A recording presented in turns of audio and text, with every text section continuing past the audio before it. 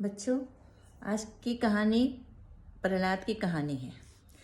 तो प्रहलाद जी जो थे भगवान के बहुत बड़े भक्त थे और उन्होंने अपनी भक्ति से संसार को चकित कर दिया था। उनके पिताजी का नाम था हिरण्याकश्यप। वे राक्षसों के राजा थे, बहुत ही बलवान थे, शक्तिशाली थे। और उनका एक भाई भी था, हिरण्याक्ष। हिरण्याक्ष को भगवान ने वराह रूप धारण करके उसका वध कर दिया था। तब से हिरण्याकश्यप भगवान की भक्ति और भगवान के नाम से बहुत चिढ़ने लग गया था और उसने फिर इस पर विजय प्राप्त करने के लिए उसने ब्रह्मा जी की तपस्या की। बहुत वर्षों तक तपस्या की और फिर ब्रह्मा जी प्रसन्न हुए और उसने कहा कि मुझे ऐसा वरदान चाहिए कि मुझे कोई ना मार सके, ना दिन में मार सके, ना रात में मार सके, ना अस्त्र से मार सके, ना शस्त्र से मार सके, ना अंदर मार सके, ना बाहर मार सके। और मुझे ऐसा अमर वरदान चाहिए कि मुझे संसार में कोई वरदान मार ना सके। ब्रह्मा जी ने कहा, एवं मस्तु, ठीक है, आपको वरदान मिल गया।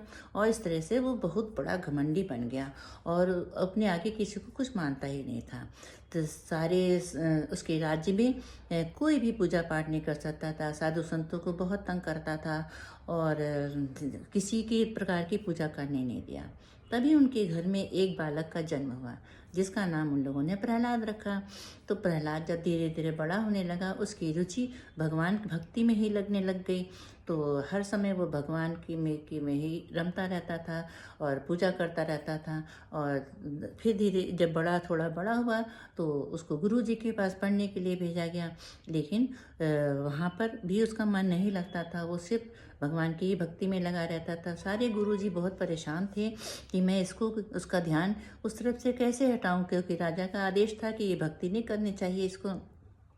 लेकिन वो किसी तरह से नहीं माना। फिर गुरुओं ने आकर हिरण्याकश्यप को बताया कि ये तो किसी प्रकार से मुझे से नहीं संभलता है। फिर राजा ने उसको अपने पास बुला लिया और उसको अपनी गोद में बिठा के पूछा, बेटा तुम्हें क्या सबसे अच्छी चीज़ लगती है? तो उसने कहा कि मुझे तो भगवान के सिवा कुछ भी अच्छा नहीं लगता। यह सुन के कि हिरण्याकश्यप को बहुत गुस्सा आया और उन्होंने सारे नौकरों को बुला के कहा, इसे मार डालो।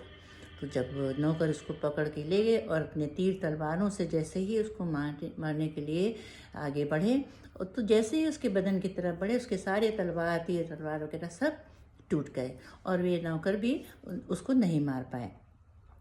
फिर राजा को बहुत गुस्सा आया और उसने कहा, बच्चे के हाथ पैर बांध करके उसको एक बड़े से हाथी के सामने डाल दिया। और फिर हाथी जब आया उसको मारने के लिए, तो जो जैसे ही उसके पास पहुंचा, हाथी रुक गया।